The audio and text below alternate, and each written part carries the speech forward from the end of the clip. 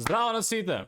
Добро дојавте во моето ново видео. Време е за Оскари, време е за филмови и време е Стефан да замара со тоа колку сака филмови. Доаѓаат уштени Оскари, се случуваат оваа недела или некој тоа би рекол дека во понеделник, недела вечер од 2 саца бајле некако така ќе му дојде. Пред тоа да се случи, јас сакам да зборам, овој пат решив да го сменам видеото и овој пат да биде како пред да почнам да Оскарите ќе ги коментирам 10 филмови и само нив, тие 10 што се номинирани за најдобар филм за овие Оскари 2022 година. Секогаш кога морам да снимам видео, значи мора нешто да ми искочи, така да здраво и од мојата бабулица, многу е мило што ве гледа повторно. Оваа година се номинирани цели 10 филмови за најдобар филм, така што јас решив дека ова видео ќе оди така што ќе ги рангирам од најлош кон најдобар тие 10 филмови. Конечно ги изгледав сите и редно е да ви кажам некој мој збор за нив. На 10-тото место е Ликорайс Пица. Овој го гледав последен и некако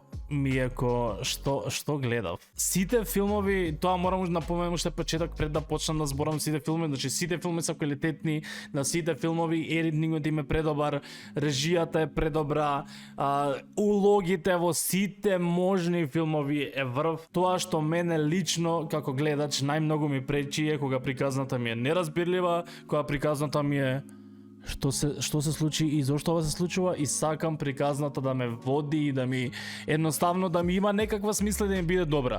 Оваа ми немаше многу логика, цело време некако кога се бркаше опашката, цело време кога нешто гледам, у секунда се сменува и сум ова што се деси, најмногу што ми остави впечаток беше улогата на Бредли Купер, што буквално има само околу 10 минути максимум во филмот. Заборев да ви кажам, ќе кажувам кратка една реченица, две за филмот. Описот на овој филм е Алана Кейн и Гери Валентайн растат, трчаат наоколу и минуваат низ предавничката навигација на првата љубов во долината Сан Фернандо, и ова се случува во 1973 година. За мене најслабиот филм за оваа година, мислам дека за другите филми ќе сакам да зборам многу повеќе, така што за овој само 10-то место Ликорайс Пица. На 9-то место на мојата листа се наоѓа The Power of the Dog, филмот што оваа година е крал на номинациите со цели 12 номинации. Искуството од претходните години ни кажува дека кога филм ќе има толку многу номинации дека ќе земе како 3 Оскари, минимум, максимум.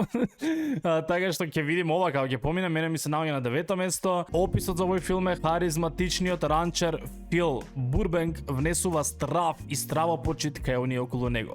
Кога неговиот брат носи дома нова жена и нејзиниот син, Фил ги измачува сето дека не се најде изложен на можноста за љубов.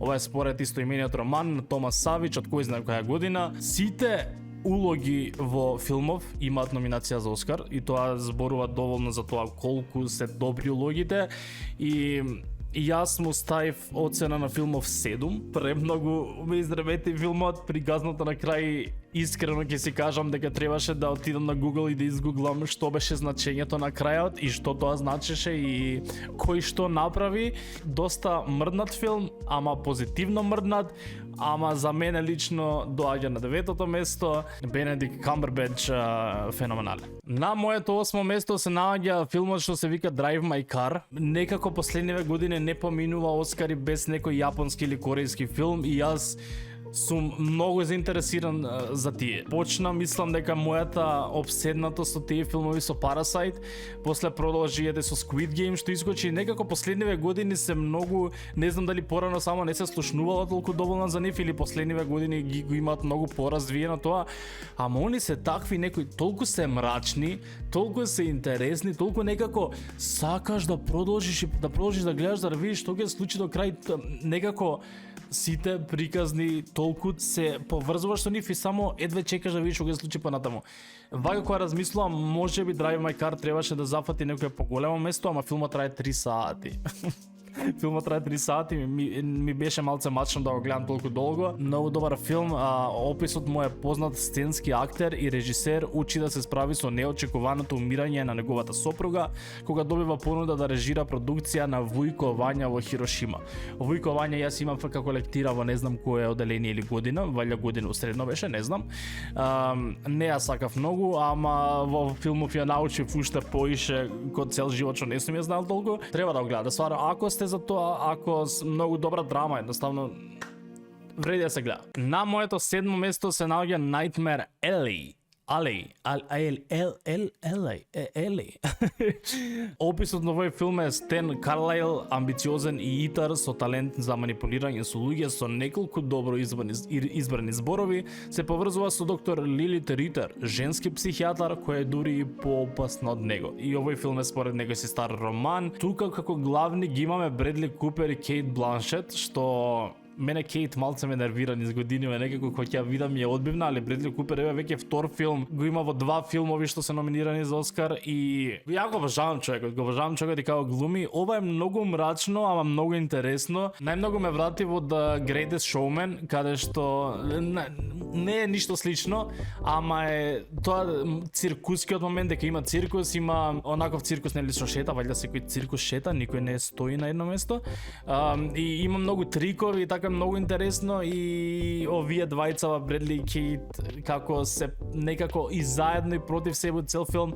Многу интересно, многу мрачно и многу гадно. Имаше 2-3 клучни многу гадни моменти во филмот што за мене е претерано, кој некој со слаб желудник што не може баш да гледа некои крвави работи. Посебно момент дури на почетокот на филмот, некој можеби првите 10 минути, онака баш ме згрози, бев кој што гледам и зошто го гледам толку експлицитно. Тоа ми беше претерано, тоа ми е најголема мана на филмот, затоа што стварно беше прегадно. Другото стварно беше интересен филм што сакаш до крај да догледаш и да видиш што ќе се случи, вреди да се гледа. На 6-то место за мене се наоѓа Don't Look Up. Овој го гледав прв затоа што нели Netflix, некако најдостапно, можеби најпрв искочи од сите овие, можеби не, ама некако мене кога ќе видам дека во филмот глумат Леонардо Ди Каприо, Дженефер Лоренс, Тимоти Шаламе, Кейт Бланшет, Мерил Стрип и кој знае уште кој само не таму, Джона Хил еве го гледам што не го спомнав, и Ариана Гранде а имало и премногу актери. И обично кога гледаме вакви филмови сум ко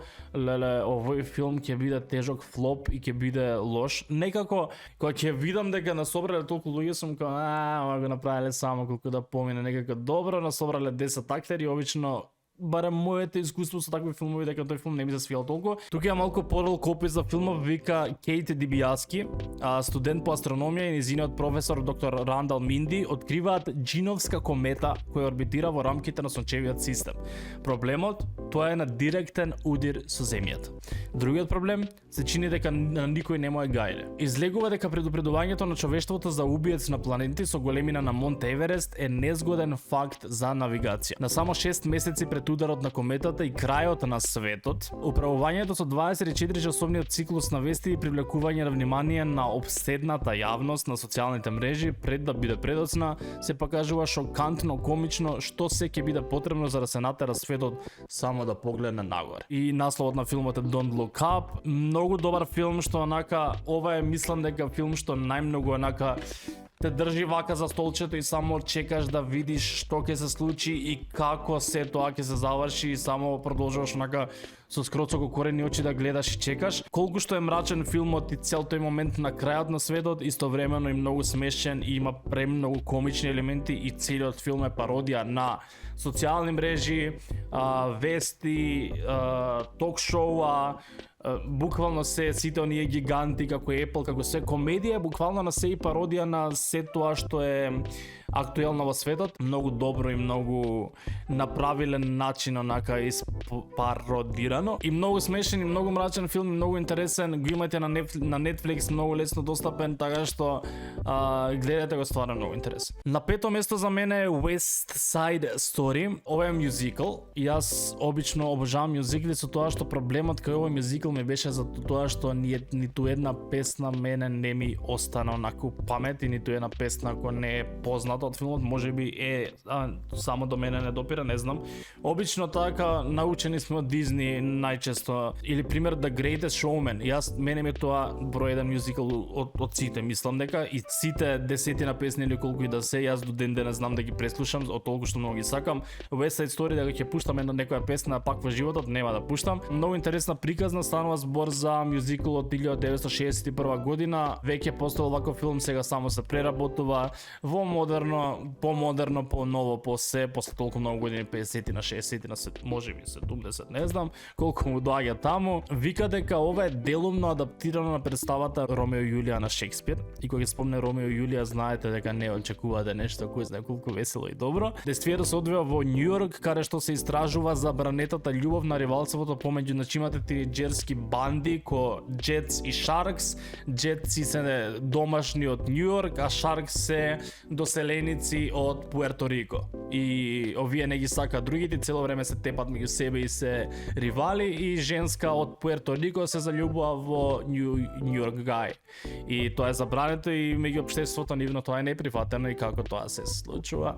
Интересно за да видиш исто до крај што се случува. Солиден мюзикл, ама ниту една песна не ме останува памет. На четвртото место на мојата листа се наоѓа Dune Part 1. Има цели 10 номинации за Оскар. Многу ми е криво што не отидов да го гледам во кино кога требаше, затоа што ова е филм што мораш да одиш во кино да го гледаш. Јас го гледав на HBO, затоа што сега го има на HBO Max, што дојде конечно во Македонија и ни е достапен таму, ама многу ми е криво што не поидов во кино да го гледам, затоа што овој филм, мислам дека овој ќе го земе Оскарот за визуелни ефекти, од тоа колку многу е добро направен, но нема да си простам што не отидов во кино, затоа што ваков филм се гледа само на кинско се вика? Не се филмско платно, во кино се гледа ова и на никој друг начин визуелно врв. Станува збор за мислам дека македонски се преведува Дина.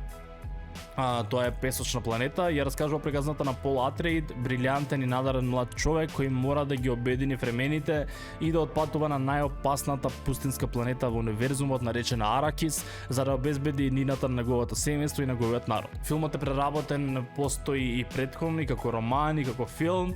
И едино ми е криво што овој филм не е целосен, туку ова е само part 1 и оставиле да извадат и part 2. Добрата вест е, мислам дека треба да искочи уште следната година, ако стигнат, ако нешто пак не се одложи. Тоа е само лошото што завршува, а не завршува, што треба чекаш уште еден филм за да приказната заврши. Но во секој случај еден од најдобрите филмови излезени годинава и како треба да добие Оскар за неколку работи. Многу добар и дефинитивно вреди да се гледа. За жал мислам дека никој од вас нема да има пак прилика да го гледа во кино, ама многу добар филм. Веќе доаѓам во топ 3, на моето трето место се наоѓа Кода. Кода е скратеница на англиски што значи Child of Deaf Adults, односно дете на глуви родители. Руби е единствената личност која слуша во незиното глуво семејство и кога на семејниот бизнис у риболов му се заканува пропаѓање, Руби се наоѓа себе си растргната помеѓу незината љубов кон музиката и стравот од напуштање на незините родители. И ова дознав сега дека е ремейк на француски филм од 2014 година што се вика Семејството Белие. Кажав уште на почетокот на видеото дека мене ми е најважна приказната во филм. Мислам, важни ми се многу работи, ама кога рангирам, кога правам моја листа, некако пресудно ми е приказната и каре ќе ме однесе, што ќе ме натера мене да чувствувам и некако како се таа ќе се одвива до крајот на филмот. Кода е прекрасен филм што за мене 10 од 10 и го предложувам на сите, го препорачувам онака скроз. Многу добро, многу емотивно, многу убаво.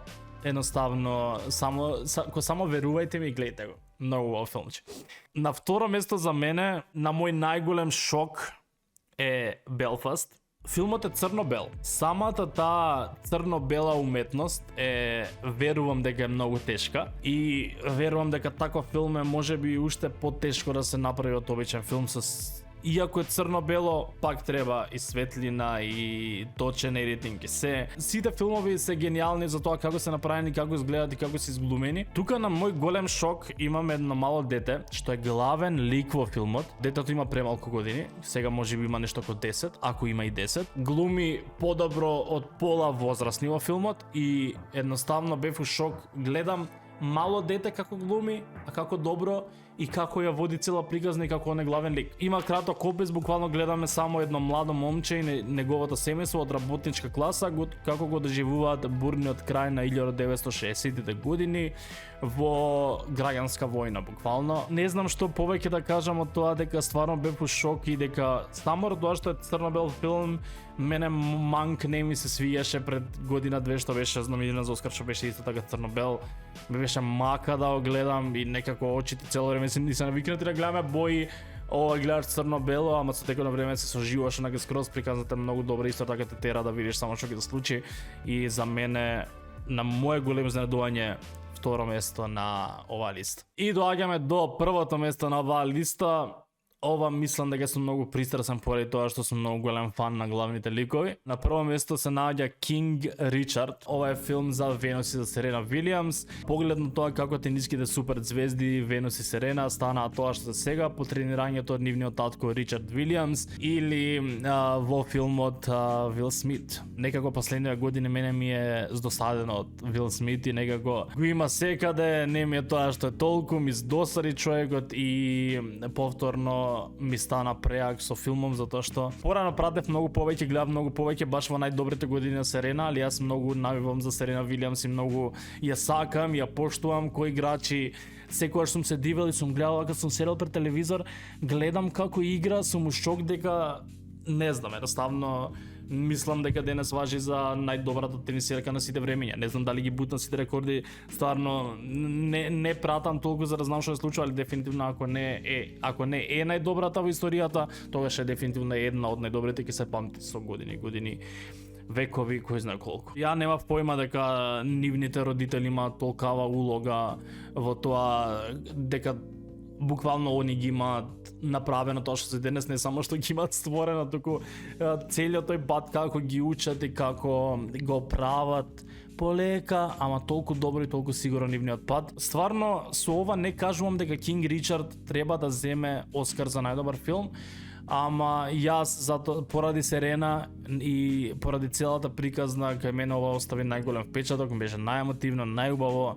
За мене е број 1 филмот овие 10, ама сите овие 10 филми стварно вредат, стварно се добри. Имавме многу добра година на оскарски филми, затоа што барем за мене порано сум знаел онака седиш 3-4 сати гледаш филм, ти е доsadно, не ти е толку добро, ама оваа година стварно уживав во гледање на сите 10 филми. Знам дека ова видео трае многу, ама за крај сакам, затоа што зборев само за 10 главни, сакам затоа што сум многу голем фан на анимирани филмови, да ви ги кажам само 10 анимирани филмови. Не ме е гледан последниот, така да на пето место за мене од анимирани филмови е Фли. Не ме е гледан, извини, мислам дека нема да ни да го гледам, не ми е воопшто привлечно. На четврто место за мене доаѓа Лука. Кога гледав Лука, мислев дека тоа е филмот, леле, овој филм ќе освои Оскар. После тоа доаѓаат уште 5 други филмови, сико Лука нема да освои Оскар. На трето место за мене доаѓа Raya and the Last Dragon, новата принцеза на Дизни, предобра приказна. Ако сте фан на Дизни филмови и општо анимирани филмови, ве молам гледате го, филмов е врв. На второ место и можеби сигурно филмот што ќе земе Оскар, мислам дека кој јас предвидувам дека Encanto ќе земе Оскар. За мене на второ место тоа е таков мюзикл што ќе тебе остава буквално до ден денес, секој ден пеам We don't talk about Bruno, no. И многу други песни од филмот буквално остануваат и до ден денес, буквално и на радио ги слушам секаде, имаат повеќе од 300 милиони views сите песни на YouTube, така што Encanto гледате го, многу добар. Ама на прво место што мене најмногу ми се врежа во срцето и што го има на Netflix е The Michelles vs. The Machines.